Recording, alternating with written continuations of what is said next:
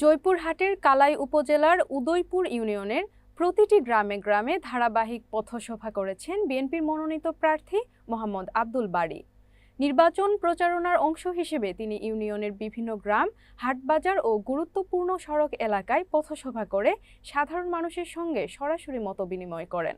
পথসভায় মোহাম্মদ আব্দুল বারী বলেন, দেশের মানুষ আজ ভোটাধিকার ও গণতন্ত্র থেকে বঞ্চিত। এই অধিকার ফিরিয়ে আনতে হলে বিএনপিকে ঐক্যবদ্ধভাবে শক্তিশালী করতে হবে।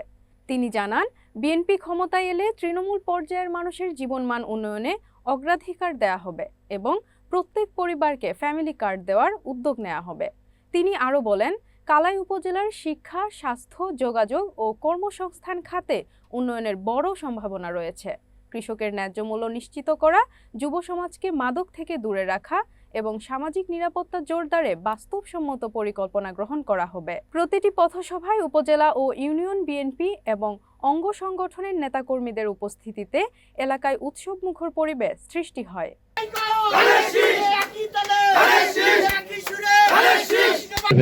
তাদের জন্য প্রণোদনার ব্যবস্থা থাকবে। যেখানে কৃষিভিত্তিক পরামর্শ চেয়েছেন, এখানে মোবাইলে নিচে টিপ দিলে পরামর্শের ঘর আসবে। কর্মসংস্থান আমরা নিশ্চিত করতে পারি, কিভাবে দুর্নীতির লাগামকে আমরা টেনে ধরতে পারি, কিভাবে আইন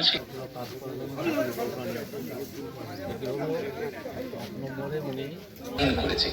ঠিক একইভাবে আজ সময় এসেছে আপনাদের মতামত এবং পরামর্শ। আপনারা ভালো আছেন? প্রিয় দেশবাসী, আসসালামু আলাইকুম। 1971 হিসাবে আপনারা আমাকে সমর্থন দিবেন। আমি ব্যক্তিগতভাবে শুধুমাত্র আপনাদের সেবা করার জন্য এসেছি।